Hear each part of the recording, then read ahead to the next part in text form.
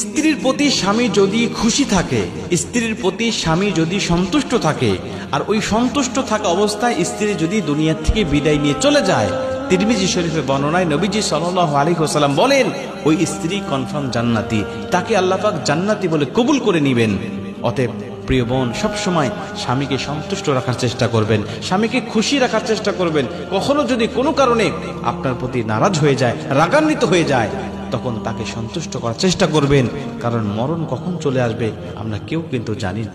এবছর বাংলাদেশের সর্বনিম্ন ফেতরার পরিমাণ হলো 115 টাকা, আর সর্বোচ্চ হলো 2970 টাকা। কিন্তু আমরা কেউ 2970 টাকা দিয়ে ফেতরা আদায় করি না। যে ব্যক্তি ধনী, কোটি কোটি টাকার মালিক, সেও দেয় 115 টাকা। যে ব্যক্তি গরিব, দিন আনে দিন খায়, রিক্সা চালায়, ও ব্যক্তিও দেয় 115 টাকা। অথচ নবীজি সাল্লাল্লাহু আলাইহি ওয়াসাল্লাম 5টা খাদ্য দিয়ে তিনি ফেতরা আদায় করতেন। তিনি জব দিতেন, আটা দিতেন, খেজুর, কিশমিশ এবং পনির দিতেন। পনির দাম সবচেয়ে বেশি, এজন্য এই অনুযায়ী যারা বেশি টাকার ইনকাম করে, বেশি টাকার মালিক, তারা পনিরের দাম ধরে দিবেন। যারা একটু কম, তারা আপনারা কিশমিশের দাম ধরে দিবেন। তার থেকে যে কম, সে খেজুরের দাম ধরে দিবেন। তার থেকে কম, সেইভাবে আপনি দিবেন। কিন্তু সবাই যদি শুধুমাত্র সর্বনিম্নটা খুঁজি, সর্বোচ্চটা কে দিবে বলে? আমার সম্পদ অনুযায়ী, আমার ইনকাম অনুযায়ী আমি আমার ফেতরাটা দেব। নিজের কাছে যতক্ষণ আত্মতৃপ্তি না পাবেন ততক্ষণ পর্যন্ত দিতে থাকবেন। দিলে কখনো ফুরাবে না। ফেতরার সঠিক হক যদি আপনি আদায় করতে পারেন, এই রোজা আপনার জন্য কবুল হবে। আর রোজা যখন আপনার কবুল হয়ে যাবে, আর সিয়াম জুন্নাতুন, এই সিয়াম আপনাকে জাহান্নামের হাত থেকে রক্ষা করবে। স্বামী স্ত্রী রাগ করে সারা রাত পার করে দিলেন, কথা বললেন না। পরের দিন তো কোনো না কোনো কারণে আপনাকে কথা বলতেই হবে, অথবা একদিন পরে, দুদিন পরে তো আপনাকে কথা বলতেই হবে। কিন্তু আপনার জীবন থেকে যে রাতটা চলে গেল, যে দিন, যে ঘন্টা চলে গেল, এটা কিন্তু কোনো দিন আর ফেরত পাবেন না। অতএব সময়কে কাজে লাগান। সময়ের দাম বড় অনেক বেশি। আল্লাহ এজন্য পবিত্র কোরআনে সময়ের কসম করে বলছেন, ওয়াল আসর, সময়ের কসম। কিন্তু আমরা সেই সময়ের মূল্যটা দিতে জানি না। পৃথিবীতে তো সেই কোটিপতি যার অ্যাকাউন্টে প্রতিদিন 5 ওয়াক্ত নামাজ জমা হয়। এই পৃথিবীতে সেই তো ধনী যার অ্যাকাউন্টে প্রতিদিন কিছু না কিছু হলেও নবীজির উপরে দরুদ জমা হয়, যার অ্যাকাউন্টে প্রতিদিন সুবহানাল্লাহ, আলহামদুলিল্লাহ, আল্লাহু আকবার, লা ইলাহা ইল্লাল্লাহ এই জিকিরগুলো জমা হয়, ও ব্যক্তি হলো পৃথিবীর মধ্যে সবচেয়ে বড় ধনী। কারণ এই জীবনে পরে আরেকটা জীবন আছে, যেই জীবনটা সুখময়, শান্তিময় করতে হলে এই সম্পদ ছাড়া কোনো সম্পদ আপনার কাজে আসবে না। দুনিয়ার কোনো ব্যক্তির কাছে এক বিন্দু পরিমাণও পাওয়ার আশা করবেন না। যদি কোনো মানুষের কাছে কিছু পাওয়ার আশা করেন, তাহলে আপনি কষ্ট পাবেন, ব্যর্থ হবেন, আপনি অপমানিত হবেন। আপনার জীবনে যা কিছু চাওয়ার দরকার, যা কিছু পাওয়ার দরকার, আল্লাহ পাকের কাছে চেয়ে নেন। আমার আল্লাহ আপনাকে এতটা দিবে যেটা দেখে সন্তুষ্ট হবেন। আমার আল্লাহ পাক এতটা দিবেন যা নেওয়ার পরে আপনার জীবনে আর কিছু বাকি থাকবে না। আল্লাহ সীমাহীন আপনাকে দান করবে। অধিকাংশ সংসার নষ্ট হয় শুধুমাত্র স্ত্রীদের অতিরিক্ত জিদের কারণে। আপনি আমার কথা মানেন অথবা না মানেন, কিন্তু আমার কথা আপনাকে বিশ্বাস করতেই হবে, এটাই চিরন্তন সত্য।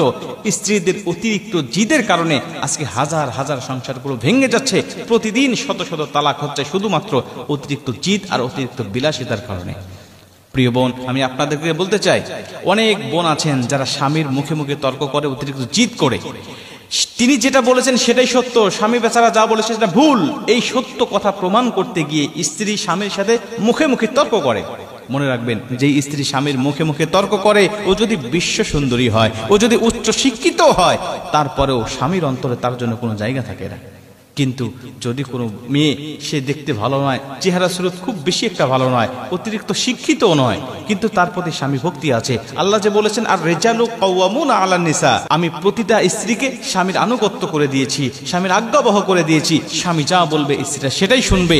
এটা যদি কোনো স্ত্রী করে, দেখবেন ও যদি দেখতে ভালো নাও হয়, তারপরেও স্বামীর অন্তরে ওই স্ত্রীর প্রতি জায়গা থাকে, মহাব্বত থাকে, ভালোবাসা থাকে, তার প্রতি আলাদা একটা অনুভব আল্লাহ পাক তার অন্তরে তৈরি করে দেয়। প্রিয় বোন, অনেক বোন আছেন যারা স্বামীকে অতিরিক্ত বিলাসিতা দেখাতে যায়।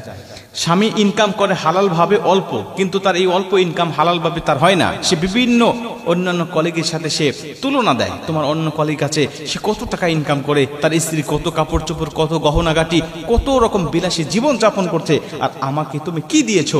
তুমি কি তার মতো ইনকাম করতে পারো না? সে ডান থেকে বাম থেকে, টেবিলের নিচে, টেবিলের উপরে, কত ভাবে সে ইনকাম করছে, আর তুমি কি হালাল ভাবে পড়ে আছো? এভাবে কি দুনিয়া চলে? দুনিয়ার জীবনটাকে এনজয় করতে হবে। বিভিন্ন কথা বলে বলে স্বামীকে হারাম ইনকামের প্রতি উদ্বুদ্ধ করে।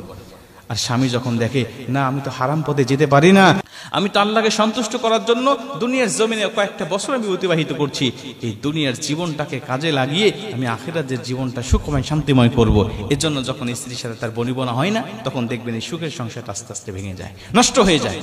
এজন্য মা বোনদেরকে বলতে চাই অতিরিক্ত জিদ দেখাতে যাবেন না। আবার অনেক মা বোনরা আছেন যারা মার কথা, বোনের কথা, পাড়া প্রতিবেশীর কথা, বন্ধু বান্ধবীদের প্রলোভনে পড়ে তাদের কথা শুনে স্বামীর সাথে জিদ করে, স্বামীর সাথে মুখে মুখে তর্ক করে এবং স্বামীর সাথে অতিরিক্ত বিলাসিতা দেখা যায়। মনে রাখবেন, আবার অনেক স্ত্রী আছেন যারা স্বামীর সাথে ঝগড়া হওয়ার পরে, স্বামীর সাথে কথা কাটি হওয়ার পরে এই কথাটা বন্ধু বান্ধবীর কাছে বলে বেড়ায়, আত্মীয় স্বজনের কাছে বলে বেড়ায়।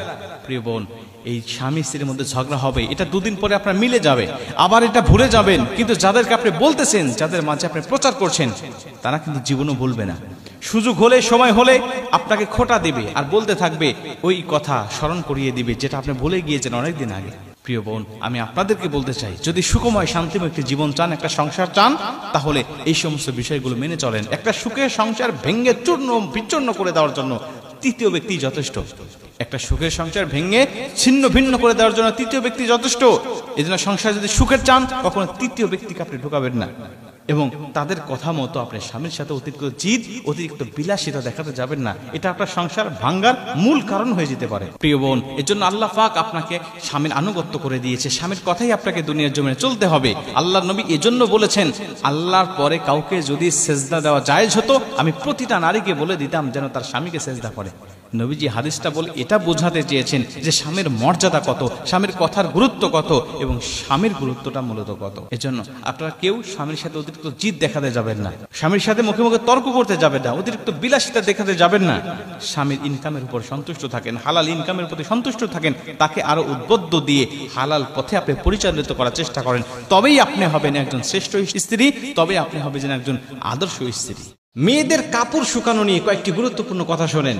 প্রিয় ভাইরা আমার, মেয়েদের শুধুমাত্র শরীরটা পর্দার অন্তর্ভুক্ত নয়, তাদের কাপড়গুলোও কিন্তু পর্দার অন্তর্ভুক্ত এবং তাদের নামটাও পর্দার অন্তর্ভুক্ত। তাদেরকে আল্লাহ পাক সব কিছুতেই আকর্ষণীয় করে সৃষ্টি করেছেন। পুরুষের জন্য একটা মেয়ে মানুষকে আল্লাহ পাক সব দিক দিয়ে আকর্ষণীয় করেছেন, তাদের পোশাক পরিচ্ছদ, নাম সহ সব কিছুকে আল্লাহ আকর্ষণীয় করেছেন।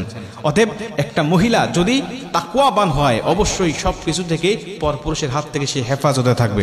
আপনি মানুষের সামনে আপনার কাপড়গুলো যখন শুকাতে যান, এগুলোর প্রতি মানুষের একটা ধারণা চলে আসে। মানুষের শয়তান তো বসে নেই, মানুষের অন্তরে সব সময় প্রমন্ত্রণা দিতে থাকে এবং মানুষগুলোকে কিভাবে পাপাচারে লিপ্ত করা যায়, কিভাবে গুনাহের প্রতি লিপ্ত করা যায়, এই চিন্তা টেনশনে সবসময় থাকে। অতএব মা বোনদেরকে বলবো, নিজের কাপড় শুকাতে দেওয়াটা খুব সাবধানের সাথে আপনি এটা করবেন। কেননা আপনি যখন বিশেষ করে পাজামা থেকে শুরু করে ছোটখাটো যত কাপড়গুলো রয়েছে, এগুলোর প্রতি যখন কোনো পুরুষ দৃষ্টি দেয়, তখন নিজের অজান্তেই তার অন্তরের মধ্যে অন্যরকম একটা অনুভূতি বা একটা জল্পনা কল্পনা তৈরি হতে থাকে এবং এক পর্যায়ে হতে পারে যেটা হাদিসের ভাষায় যেটাকে বলা হয় কলবের গুনাহ অথবা অন্তরের জিনা। এই অন্তরের জিনা যদি তৈরি হয়ে যায় আপনার পোশাক দেখে, তাহলে আপনি এটা জনসম্মুখে শুকাতে দেওয়ার কারণে, এটা মানুষের নজরে পড়ে এমন জায়গায় দেওয়ার কারণে এর গুনাহের একটা অংশ কিন্তু আপনার আমলনামায় চলে যাবে। অতএব এগুলো খুব পার্সোনাল বিষয়, এগুলো আপনি ঘরের মধ্যে অথবা এমন জায়গায় দিলেন যাতে এগুলো আপনার নিজের পরিবারের মাহরাম পুরুষ যারা রয়েছেন, আপনার বাবা বলেন, আপনার ভাই বলেন, সন্তান বলেন, এদের সামনেও যেন না আসে। বিশেষ করে ছোটোখাটো কাপড়গুলো যারা রয়েছে, যেগুলো রয়েছে এবং পাজামা সহ, এগুলো যেন নিজের পরিবারের মধ্যেও কেউ না দেখে। এগুলো খুব সেন্সিটিভ বিষয়। এবং অন্যান্য কাপড়গুলো ওড়না হোক বা শাড়ি হোক, এগুলো আপনি বাইরে দিতে পারেন, সমস্যা নেই, কিন্তু যেগুলো গোপনীয় রয়েছেন এই বিষয়গুলো কিন্তু হাইড রাখতে হবে, গোপন রাখতে হবে, কারণ এর মধ্যেও কিন্তু পর্দার খেলাপ রয়েছে, এর মধ্যেও কিন্তু পর্দা রয়েছে। এটা যদি আপনি প্রকাশ্যে দিয়ে দেন, তাহলে আপনার প্রতি মানুষের কুধারণা আসবে, মানুষের প্রতি আপনার অন্যরকম একটা অনুভূতি তৈরি হবে, আর এর কারণে, আপনার অবহেলার কারণে, আপনার গাফিলতির কারণে এর একটি গুনাহের অংশ কিন্তু আপনার আমলনামায় যাবে। নবীজি সাল্লাল্লাহু আলাইহি ওয়াসাল্লাম মেয়েদের পর্দার ব্যাপারে এত হুঁশিয়ারি দিয়েছেন, এত সতর্কতা অবলম্বন করতে বলেছেন, আপনি অবাক হয়ে যাবেন। আম্মাজান হযরতে ফাতেমা রাদিয়াল্লাহু তাআলা আনহা, তিনি যখন মৃত্যুবরণ করবেন, তার আগে তার স্বামীকে ডেকে ডেকে বলতেন, স্বামী আমার, আমি দুনিয়ার থেকে বিদায় নিয়ে চলে যাব, আমি কতটুকু লম্বা ছিলাম, কতটুকু খাটো ছিলাম, কতটুকু মোটা ছিলাম, কতটুকু চিকন ছিলাম, এটা যেন মানুষ আন্দাজ করতে না পারে, এজন্য আপনি আমাকে রাত্রিবেলায় দাফন করে দেবেন। কেনিবাজির আপনি কল্পনা করতে পারেন একটা মানুষ দুনিয়া থেকে বিদায় নিয়ে চলে যাচ্ছে, তার লাশটাও যেন পর্দার মধ্যে থাকে, এর জন্য তার স্বামীকে নসিহত করতেছেন। মুসলমান ভাইরান আমার, স্বামীকে ডাক দিয়ে বলেন, স্বামী আমার, বেশি মানুষকে ডাকার দরকার নাই, বেশি মানুষকে জানা যাওয়ার জন্য বলার দরকার নাই, আপনি বেশি মানুষকে জানাবেন না আমি দুনিয়ার থেকে চলে যাব। হযরত আলী রাদিয়াল্লাহু তাআলা আনহু ডাক দিয়া বললেন, বিবি আমার, কেন তুমি রাত্রিবেলায় দাফন করতে বলো, কেন তুমি বেশি মানুষকে না জানার জন্য বলো? হযরতে ফাতেমা রাদিয়াল্লাহু তাআলা আনহা ডাক দিয়া বলেন, স্বামী আমার, গোটা পৃথিবীর মানুষ যদি আমার জানাজার অংশগ্রহণ করে নেয় এবং আমার জন্য আল্লাহ পাকের কাছে দোয়া করে, কিন্তু আপনি স্বামী, আপনি যদি আমার বিরুদ্ধে বলেন, আপনি যদি আমার বিরুদ্ধে সার্টিফিকেট দেন আমার স্ত্রী ভালো ছিল না, সব দোয়াগুলো ব্যর্থ হয়ে যাবে, আপনার বদদোয়া, আপনার সার্টিফিকেটটা কবুল করে আমার আল্লাহ আমাকে পাপীদের কাতারে দাঁড় করায় দিবি। আপনি স্বামী যদি আমাকে খারাপ বলে না, সবাই যদি আমাকে ভালো বলে, আমার আল্লাহ ওই সবার দোয়া কবুল করবে না, এবং আপনারটাই গ্রহণ করবে। আর গোটা পৃথিবীর মানুষ যদি আমার বিরুদ্ধে বদদোয়া করে, আমাকে খারাপ বলে জেনে থাকে, আর আপনি স্বামী যদি আমার পক্ষে দোয়া করেন, আপনি যদি আমাকে বলেন স্ত্রী ভালো ছিল, সে দিনদার ছিল, সে আমার হকগুলো আদায় করেছে, স্বামী আমার শুনে রেখে দেন, জেনে রেখে দেন, আমার আল্লাহ সবার দোয়াগুলোকে কবুল করবে না, আপনার দোয়াটা কবুল করে আমি ফাতেমাকে জান্নাতি বলে ঘোষণা দিবি। অতএব গোটা পৃথিবীর মানুষের দোয়ার দরকার নাই এবং তাদেরকে জানাজা অংশগ্রহণের প্রয়োজন নাই। স্বামী আমার, আপনি শুধুমাত্র রাতের অন্ধকারে আমাকে পর্দার সহিত আপনি দাফন করে দেবেন, যেন গোটা পৃথিবীর মানুষ বুঝতে না পারে আমি ফাতেমা কেমন ছিলাম, আমি লম্বা ছিলাম নাকি খাটো ছিলাম, মোটা ছিলাম নাকি চিকন ছিলাম, আপনি এটা বলে দেন। আমার আল্লাহ পাক এই পর্দাসীন মহিলা হযরত ফাতেমা রাদিয়াল্লাহু তাআলা আনহার এই দোয়াটাকে কবুল করে নিয়ে শুধুমাত্র তার লাশটাকেই গোপন করলেন না, আমার আল্লাহ তার কবরটাকেও কিন্তু গোপন করে ফেলেছেন। আমরা সবাই জানি জান্নাতুল বাকির মধ্যে তার কবর রয়েছে, কিন্তু কোথায় তার কবর আছে আজও পর্যন্ত কেউ বলতে পারে না। আমার আল্লাহ পাক পুরা কবরটাকে হেফাজত করে ফেলেছেন। এজন্য মা বোনদেরকে বলতে চাই, আপনি শুধু নিজের শরীরটাকে পর্দায় রাখবেন তা নয়, আপনার পোশাক পরিচ্ছদগুলোও গোপনে পর্দায় রাখার চেষ্টা করবেন, এবং আপনার নামটা পর্যন্ত আপনি হাইড রাখার চেষ্টা করবেন। পর পুরুষের মাঝে এগুলো বলে বেড়ানোর কোনো প্রয়োজন মনে করি না।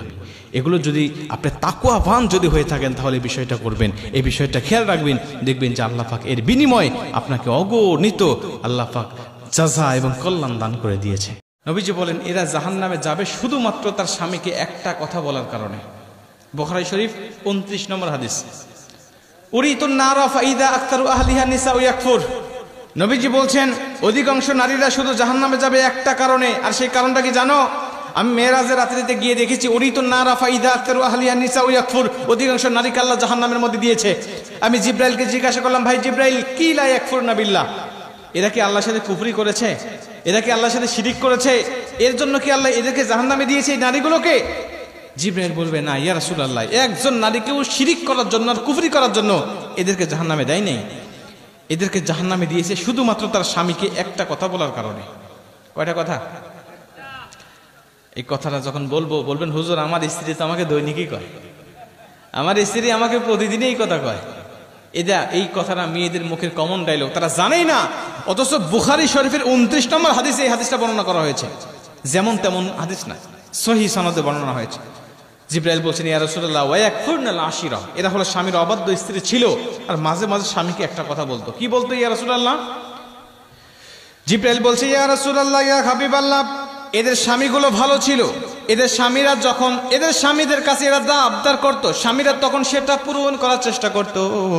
যখন ভালো খাবার চাইতো স্বামীরা খাবার দিত, যখন ভালো পোশাক চাইতো তখন ভালো পোশাক দিত, যখন কোনো জায়গায় ঘুরতে যেতে চাইতো তখন ঘোরার জন্য বেড়াতার জন্য নিয়ে যাইতো নবীজি। কিন্তু তারপরেও যদি কোনো সময় এই স্বামীরা স্ত্রীকে সন্তুষ্ট করতে না পারবে, এই স্বামীরা যদি কোনো সময় স্ত্রীকে সন্তুষ্ট করতে না পারে, ঠিক সেই সময় এই স্ত্রীরা একটা কথা বলে উঠতো, ক্বালাত মা রাআইতু মিনকা খায়রুন কত্তু। এই কথাটা তারা বলে উঠতো।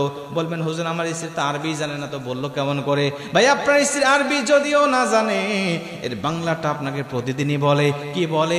তোমার সংসারে এসে কোনোদিন আমি সুখ পেলাম না, তোমার সংসারে এসে কোনোদিন আমি শান্তি পেলাম না, আমি মেয়ে বলেই তোমার সংসার করতেছি, অন্য কোনো মেয়ে হলে তোমার সংসার করতো না। উরিতুন নারা ফাইদা আক্তার ওয়া হালিয়ান ইয়াকফুর। নবীজি বলছেন ওই নারী, জিবরাইল বলছেন নারী বলতো ক্বালাত মা রাআইতু মিনকা খায়রুন কাত্তু, আমি তোমার সংসারে এসে কোনোদিন সুখ পাই নাই, আমি তোমার সংসারে কোনোদিন শান্তি পাই নাই, আমি তোমার সংসারে এসে কোনোদিন উত্তম কিছু পাই নাই, আমি মেয়ে বলে তোমার সংসার করতেছি, অন্য কোনো মেয়ে হলে তোমার সংসারই করতো না। বলে বলে সাথীর মা বোনরা বলে না, এরা ভালো আছে। মা বোনেরা মনোযোগ দিয়ে শোনেন, যদি এই কথাটা ভুলেও বলে ফেলেন আজকের থেকে তওবা করে নেন, আল্লাহ আর বলবো না, বলেছি তো বলেছি আর বলবো না, এইটাই শেষ। আমার স্বামী, একটা স্বামী স্ত্রীর জন্য কতটা অবদান রাখে। নবীজি বলছে যদি আল্লাহর পরে কাউকে সেজদা দেওয়া জায়েজ হতো আমি বলে দিতাম প্রতিটা নারীকে তার স্বামীকে সেজদা দেওয়ার জন্য। নবী হাদিস কেন বললো? নবী অযথা কিছু বলে না, নবী ভালো করেই জানে যে আল্লাহর পরে কাউকে সেজদা দেওয়া যায় না, তাহলে এই কথাটা কেন বললো? নবী এজন্য বলেছে স্বামীর গুরুত্ব বোঝানোর জন্য। মেয়েরা সাবধান, স্বামীর হক তোমরা আদায় করো। স্বামী তো এমন ব্যক্তি যার হক আদায় করতে পারলে, যাকে সন্তুষ্ট করতে পারলে আল্লাহ তোমার জন্য জান্নাত ওয়াজিব করে দিবে।